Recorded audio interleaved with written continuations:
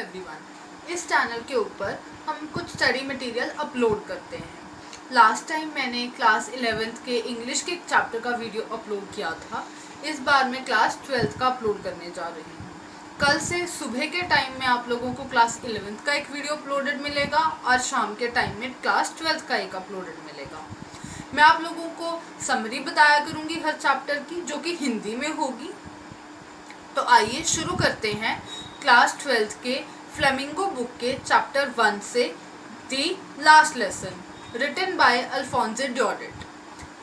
Summary start करने से पहले मैं आप लोगों को बता दूं कि ये स्टोरी उस समय में लिखी गई जिस समय में फ्रैंको-प्रुशियन वॉर चल रहा था, ईयर 1870 से ईयर 1871 के बीच। और इस वॉर के अंदर जो पुरशिया था वो जीत गया था और उसने फ्रेंच डिस्ट्रिक्ट्स अल्सासे और लॉरेन के ऊपर कब्जा कर लिया था। अब जो नरेटर है वो स्कूल जाने के लिए तैयार होने वाला है, पर उसे स्कूल नहीं जाना क्योंकि उसे डर है कि एम हेमिल जो कि उसके टीचर हैं उसे खूब डांटने वाले हैं। क्यों? क्योंकि उन्होंने उसे पार्टिसिपल्स याद करने को कहा था, पर इसको पार्टिसिपल्स याद नहीं हुए थे। पार्टिसिपल्स का फर्स्ट वर्ड भी नहीं आता था। ये सोचते हुए भी ये तैयार हुआ और स्कूल के लिए निकल दिया। जब ये स्कूल के लिए जा रहा था तो बुलेटिन के पास इसने काफ़ी सारी भीड़ इकट्ठा देखी, पर ये वहाँ रुका नहीं क्योंकि उस बुलेटिन पे हमेशा ही बैड न्यूज़ आई हैं, जैसे कि लॉस्ट बैटल्स की, ड्राफ्ट्स की, जिनके अंदर लिखा होता था कि जो पुरशियन कमांडिंग ऑफिसर्स हैं उन लोगों ने कुछ ऑर्डर दिया है। ये वो न्यूज़ नहीं देखना चाहता था, ये आगे बढ़ चला। फिर इसे मिला एक ब्लैक स्मिथ जिसका नाम था वॉचर। उसने इससे बोला कि आज तुम्हारे पास खूब टाइम है, भाग के जाने की ज़रूरत नहीं है, आराम से जाओ। फिर जब ये क्लास पहुंचा तो वहां जाके देखा कि आज बिल्कुल शोर शराबा नहीं है, टीचर के पढ़ाने की कोई आवाज़ नहीं है, दिन जैसा नहीं, संडे जैसा लग रहा है।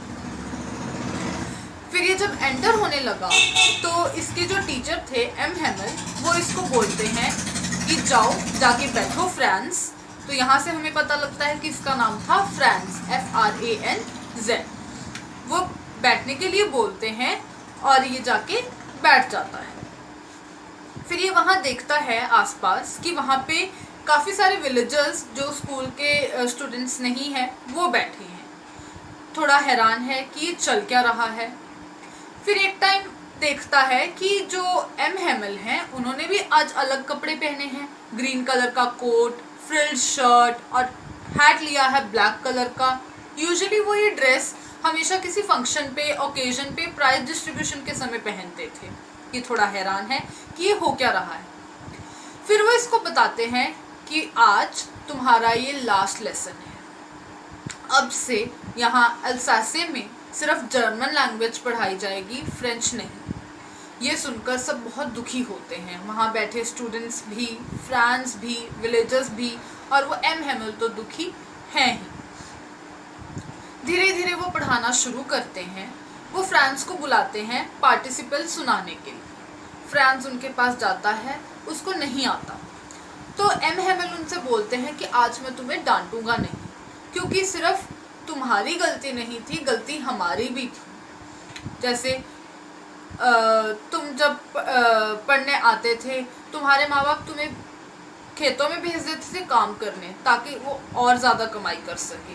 मेरी भी गलती थी, मैं तुम्हें पढ़ाई के समय पे अपने घर के काम पे लगा देता था, गार्डनिंग में लगा देता था, खुद फिशिंग करने जाना होता था, तुम्हारी छुट्टी कर देता था। इसी तरीके से फ्रांस भी सोच रहा है कि मैंने आज तक ध्यान लगा के, मन लगा के क्यों नहीं पढ़ाई की, और टीचर्स को भी खेद है, स्टूडेंट्स को भी है। पर अब हम कुछ कर नहीं सकते क्योंकि लास्ट डे है, लास्ट लेसन है। वो पढ़ाना शुरू करता है।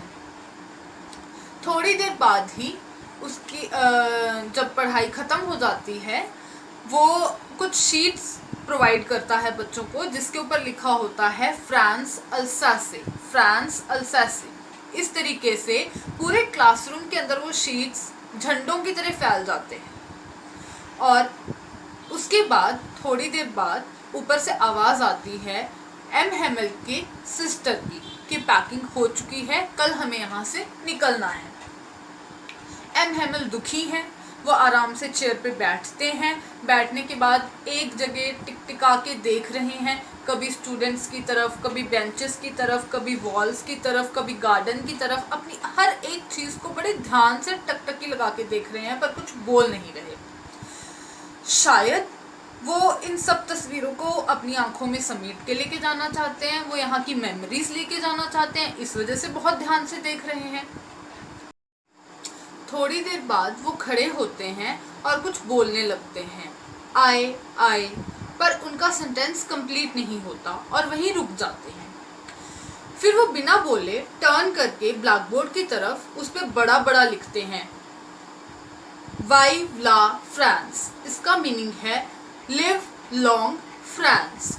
ऐसा कह के वो बिना बोले इशारा करके बोलते हैं कि स्कूल इज डिसमिस्ड, और इसके साथ ही इस चैप्टर की समरी खत्म होती है। इसमें कुछ इंपॉर्टेंट क्वेश्चंस बन सकते हैं, जैसा कि फ्रांस स्कूल क्यों नहीं जाना चाहता था, फ्रांस ने बुलेटिन पे आई न्यूज़ क्यों नहीं पढ़ी, एम हेमल ने फ्रांस को डांटा क्यों नहीं, एम हेमल ने आज अपने सबसे बेस्ट कपड़े क्यों पहने, एम हेमल ने वो शीट्स के ऊपर फ्रांस अल्सासे लिखकर क्यों डिस्ट्रीब्यूट किया, एम हेमल चेयर के ऊपर बैठकर हर चीज़ को बहुत ध्यान से क्यों देखते रहे, एम हेमल ने लास्ट में क्या लिखा, क्यों लिखा और वो क्यों नहीं बोले। Thank you.